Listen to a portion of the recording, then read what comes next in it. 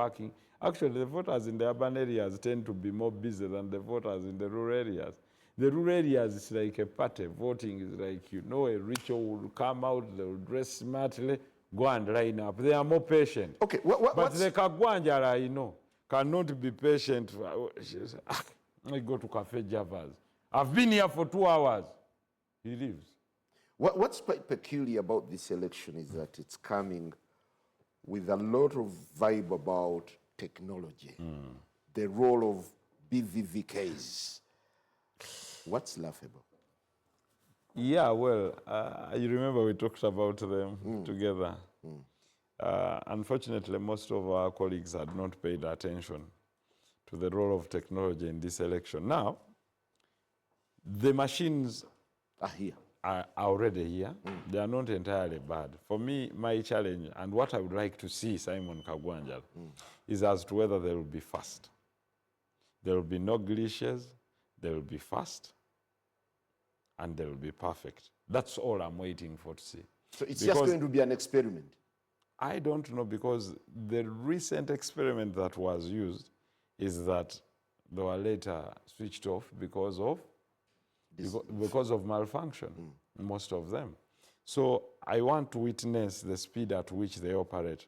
If they say the maximum number of people, like I heard from the Electoral Commission, would be 600 persons per polling station. So the question is, how many people can this BVV machine handle per minute? Because how many voting hours do we have, Kagwanjala? From 7? From 7 to 4. To 6? No. To 6. The Electoral Commission saying because of clauses. Yeah, but if you are in the line, in the queue. Yes. Okay. Now you have a maximum of about 10 voting hours. Let's talk about it. Now, with 10 voting hours, if the average every 60 minutes, in my opinion, is about 3 minutes per person, 3 minutes per individual. That would mean it would only cater for 20 persons. So 20 persons would be 200. I don't know what will happen. I hope it is a person every 30 seconds, which I highly think is a little bit impossible. So it would be a person per minute, which would be 60 persons. And if it's 10 hours, it would be 600. 600. Now, that is a dream that we want to think of, because get the finger, it ticks that that person is present and has not voted anywhere. Then scan the ballot papers that you're giving him to show that he has taken serial number A, B, C, D, E. So you would know Kagwanjala voted on serial number A, B, C, D, E, F, G. And that means you can track Kagwanjala's vote, by the way, if you want. That's the purpose of technology. Why are you shaking your head? I'm listening. Yes, someone would know. Look for what Kagwanjala voted for and how he voted, if they want to know. Who is managing the back end? At least you're a bit IT savvy. It's the government. It's the government. And EC is an agent of government. Of course, national security is managing the back end because it holds to the data. So all that information will be stored at the data centers, and that data can be retrieved at any second. Is there cause for? You just type in Kagwanjala, voted at this polling station at this time. Vote number was this. If someone wants to retrieve it, it's just by machine. Okay. This is what he voted. So you come walking and say, Nakuwa! Wampera wa Kagwanjala.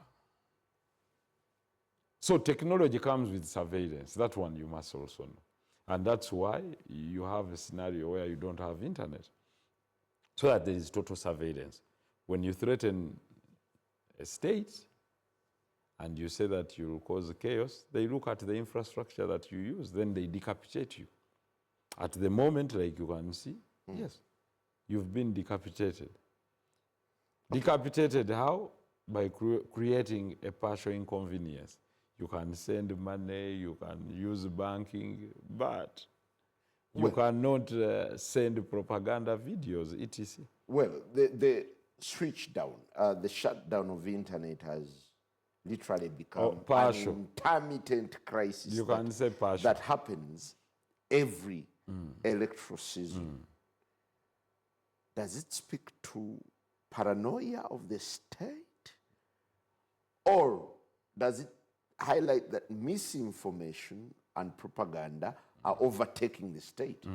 Now, you know, any serious state doesn't give anything to chance. Because the cost of retrieving the damage, of correcting the damage, is quite much higher than creating an inconvenience. If you want the truth. The rest you can talk about. Oh, 3 million people who are on social media can't access it. Okay. But it takes care of the 45 million outside there. You under the 40 million or 39 that must stay safe. Secondly, it cuts down your channels of using virtual private networks, those that cannot be intercepted or that delay interception in order to cut down criminality at real time. Now everything you're speaking is known. You understand what I'm saying? Because you're going through the right cables. So if you say kagwanjala, gendo yoche wali, era nabo bakutegedde. Ne woli. If they don't pick you up then they'll pick you up tomorrow. Because there is no other route of communication. You support internet shutdown? Whereas I don't support it. But the question I'm saying, at the moment, you have no choice. Kakati munange gwe yagambye oli muyeekera kagwanjala tulageeko naffe tulinze. Mukole nga abayeekera, mweyise nga abayeekera, kati abantu balinze. You see, it's the rhetoric. I was here and I told you, the rhetoric you're using. So it comes with triggers? Definitely. If you tell a state that we are going to act as rebels and overthrow you, using which means insurrection, they decapitate you. Now they can account for each and every person. Can you create a message group without having internet? Because they have understood it, they have benchmarked, the gateway is internet. Now, therefore, you partially close it. Leave the banks to operate. You understand what I'm saying? Leave the televisions to operate with secure cables, or the only cable through government internet, a government-run cable for transmission of results. Okay. Doesn't it spell awkward times for democracy? That each time there is a democratic exercise, people cannot freely express themselves.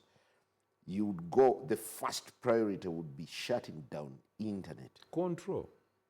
You remember how America reached an extent of trying, during Biden's administration, of trying to stifle TikTok, and they voted for its closure. Actually, TikTok has been forced to sell in the US. Have you heard about that? Yes, I have. And what is the reason? Because the state feels... The state must control information. Because if the information threatens the very existence of the state, then the state must intervene. It's not that you must like what I say. It is what is done in the entire world. Uganda is not an exception to this rule. Do you agree? Yes, partly. There is no partly. There is no partly. You drive near American naval bases and you see whether you can access internet. It's an issue of national security. So it happens. Okay. The UCC so says internet is this measure is necessary to mitigate the rapid spread of online misinformation, disinformation, electoral fraud and related risks, as well as preventing of incitement of violence that could affect public confidence and national security during the election period. Do you imagine Uganda... Which of those statements do you dispute? Hasn't there been misinformation? Okay. Hasn't there been disinformation? How significant was misinformation during It the is. campaign? It is. It is. It is a huge tool. It is a huge tool. Propaganda is a huge tool. Okay. Has there been loads of propaganda? Yes, and it would have come. Let me tell you, in the era of AI, for us in technology, I would come up with a video showing Kagwanjala ticking ballots in large numbers, or even a military officer, when actually they are not the one. You know that. That you can issue an AI video, and before people even, understand that it was AI, they are already up in arms. Or I can come up with a video of someone being shot or being beaten using AI. So with the advancement of technology, I know technology is moving quite fast. The issue is as to whether the general public can differentiate it quickly. You and I can say that the video is tagged AI or it's doctored. But by the time you recover that, then the nation state would have collapsed. Does it, in a way, depict this election as a highly securitized democratic exercise? Just like before. A militarized election? Tell me which election was not. 96? 2001? 6? Okay, in the 2026, 11? is Uganda getting more?